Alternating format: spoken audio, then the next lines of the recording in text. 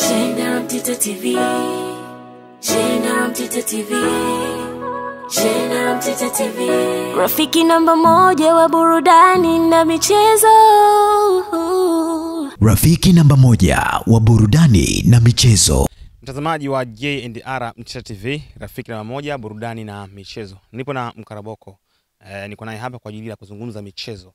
Na hapa tunakwenda kuzungumza zaidi kuhusiana na matokeo ya mechi dhidi ya Simba na Singida Black Stars ambako ilikuwa ni ligi kuu ya soka Tanzania bara. Simba kiporo chao kimekamilika kwa uzuri kabisa kwa kuvuna alama 3 muhimu.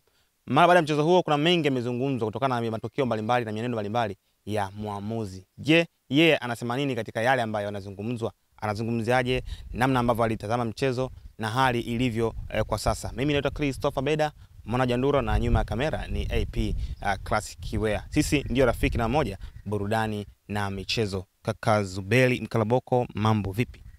Mambo poa. Hongera kwa kazi. Namshukuru Mwenyezi Mungu niko poa.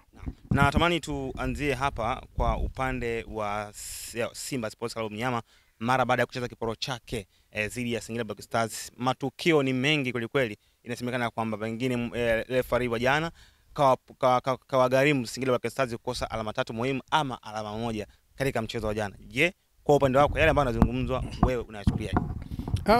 Nachukulia tofauti kwa sababu Singida walicheza kama wamevutishwa ugoro na Simba. Ndani ya dakika 30 zile ilikuwa ni chafya tu tulizokuwa tunaziona. Hakukuwa na ubora wowote wa ushindani na ubunifu kwa sababu ya kasi ya Simba kwenye mchezo. Uwezo wa Simba kwenye mchezo, nguvu ya Simba kwenye mchezo, ubunifu wa Simba kwenye mchezo. Kwa hiyo wale walikuwa ni kama mtu aliyevutishwa ugoro na piga chafya. Ni baada ya Simba kuflow sana na kushusha kidogo tempo ya game ndio tukaanza kuona Singida wanarudi. Na ukiangalia kwenye mchezo mzima namna ambavyo Singida walikuwa wanacheza, walikuwa hawaoneshi kama ni timu ambayo imekuja kupambana na Simba kwa heshima. Singida walikuwa wanacheza kama masavea wanaopima viwanja. Huyu kaka bikoni ile, yule kaka bikoni. Wakinyang'anywa mpira wanaacha space kubwa sana katikati. Kitu ambacho kilikuwa kinawafanya wana flow kwa wepesi Simba, timu ambayo inacheza kwa kusprint sana, ina watu ambao wanaachia mipira kwenye mwelekeo kwa haraka sana. Unapokuwa na mtu kama Mutale Mpanzu utegemea mpira ukai eneo moja. Wana change direction sana. Sasa kama na nyinyi mnaachana mbali kama wapima viwanja, mnajipa wakati mgumu. Ndio kitu ambacho nilikiona wanachokifanya Singida dhidi ya Simba. Sasa kule ni kuvutishwa ugoro, lazima upige chafya. Ndio maana zikapigwa chafya. Na ni basi tu kwa sababu Simba wanayo mapungufu ya kushambulia. Unajua shida ya Simba, wanashambulia kama mtu anayevua samaki kwa mkuki. Unabahatisha. Lakini kama wangekuwa wana uwezo mzuri wa kumalizia nafasi wanazotafuta na kutengeneza, ile mechi walikuwa wanaimaliza goli 4 kipindi cha kwanza. Simba hao. Kwa hiyo Singida ukiondoa mambo mengine yote, sio wamenyimwa penalty, lakini walikuwa wamejipunja ubora. Hawakucheza kiushindani, walianza na low tempo. Singida wanachelewa kuchanganya kama injini ya diesel. Kwa Simba walichelewa sana kuchanganya kama injini ya diesel, na ndio maana wamepitia wakati mgumu na mechi nimeona kwao ilikuwa sio rafiki kabisa. Kwa hivyo nini ambacho kimeonekana? Kilichoonekana ni udhaifu wao kucheza. Unapocheza mechi combative kama zile na kipindi kama hiki ambacho ligi inaenda ukingoni, wachezaji wengi wamechoka. Wanachokiangalia ni kuflow sana dakika za msingi ili wakufunge watulie. Sasa kama unashindwa kuendana na pesi ya Simba na ukaruhusu kufunge, kipindi kijacho utakuja kuteseka wewe kwenda kuwashambulia, kwa sababu wanakuja control tempo of the game without controlling the ball. Licha kwamba tunaona wanabadilika wanaenda, lakini kwa sababu wanajua kabisa mechi ikianza tukutafutia hapa biashara asubuhi. Simba ni biashara asubuhi, jioni mahesabu. Wanakubunda kabisa, wewe unaweza kupambana na hali yako.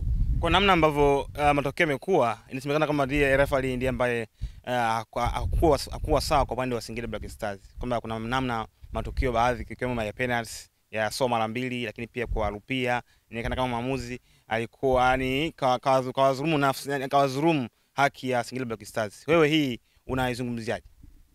Refa na marefa wetu, Elsasi ni kama anapangwa kupanga matokeo. Mechi zake nyingi ambazo amekuwa akichezesha zimekuwa zinagubi kwa utata, na imekuwa ni aibu kwa TFF na bodi ya ligi, aibu kwa virabu na mpira wetu, aibu kwa mashabiki wanaofurahia matukio mabovu ya marefa. Lakini kama tuna waamuzi wa namna ile, wakufunzi wa waamuzi sio wakoje? Sababu kama muamuzi anachezesha vile, mkufunzi wa waamuzi ukoje? Mwenyekiti wa kamati ya waamuzi naye ana uwezo gani? Wanaosimamia mpira wetu wanaoridhika na hii hali wana uwezo gani? Kwa sababu ukimleta rais wa mpira atalalamika hapa. Tunawasikilizaga kwa kuhusu waamuzi. Mwenyekiti wa bodi ya ligi ndio kuto tukimsikia toka analalamika tu. Yeye ni mtu wa kulalamika tu. Sasa tunaongoza na watu wanaolalamika, suluhu hakuna kwenye mpira wetu. Kwa hiyo tumebariki uhuni ambao unatupa ugumu. Timu zetu zinashinda kwa ushindi wa vibudu. Timu zetu zinashinda kwa ushindi wa vibudu, sio halali. Ushindi wa vibudu ikiwa maana gani? Sio halali. Waamuzi watendeshe kwa standard. Hatupati ile standard. Mechi ya Simba na Singida sio standard ya top 4 mechi. Timu ambazo ziko nafasi ya juu 4 ni mechi ambayo ilikuwa na udhaifu mkubwa kwa maamuzi ya waamuzi. Ina najisi mpira wetu. Na uwezi kuona watu walichukua hilo kwa uzito. Kwa nini? Kwa sababu mtindo na makosa ya waamuzi ndio yanayotutafuna katika mpira wetu. Na makosa ya waamuzi tunayabariki eti kwa sababu yananufaisha timu zetu na matokeo. Leo mechi ya Singida ukisema dhidi ya Simba watakushambulia sana mashabiki wa Simba wanaona wanaopendelewa. Yanga nao wakifanya blanda zao na waamuzi. Waamuzi wakifanya blanda wakiwaambia na wanakushambulia. Kwa hiyo tumeamua kuchagua njia haramu kuwa halali ili kufurahia matokeo ya uongo. Maana sasa hivi tunatafuta matokeo ya uongo. Viongozi wa mpira wa TFF na bodi ya ligi wanaturatibia matokeo ya uongo. Hawala ya waumizi. Wala hawana shida. Wanaangalia posho tu wanazozipata kwenye mpira wetu na mishahara wanaolipana. Kwa hiyo hawa hawako kwa ajili ya mpira, wako kwa ajili ya maslahi yao. Na ndio maana timu zinapata matokeo kwa maslahi. Haiwezekani. Wewe tuko na maamuzi wa ajabu duniani hamna hata shida naye. Sasa hivi nchi ya watu milioni 60, Mwalimu Nyerere wetu kwenye uamuzi ni Arajiga. Arajiga. Watu milioni 60 tamsifia Arajiga jamani. Kwa maana yake TFF wameshindwa kutuandalia rasilimali watu ya kutetea uamuzi bora. Kwa sababu viongozi sio bora. Lazima tuseme, huu ubovu wa waamuzi ndio ubovu wa viongozi. Haya matatizo ya mpira yetu ndio matatizo ya viongozi. Ikiwa kwa sababu gani hivyo? Wanasema ukiona kiongozi wenu ni kondoo, basi nyinyi ni chui. Na mkiona kiongozi wenu ni chui, nyinyi ni kondoo. Ndio kinachoonekana. Haiwezekani. Haiwezekani. Wanasema ni rahisi zaidi kumfundisha mtu wa chuo kikuu kuliko mtu wa shule ya msingi. Sasa sisi mtu wa nasari, sisi mtu wa chuo kikuu ndio haelewi kuliko mtu wa nasari. Leo muamuzi wa Premier tuacheleshwa zile blanda nchi inashangilia kwa sababu timu imepata matokeo.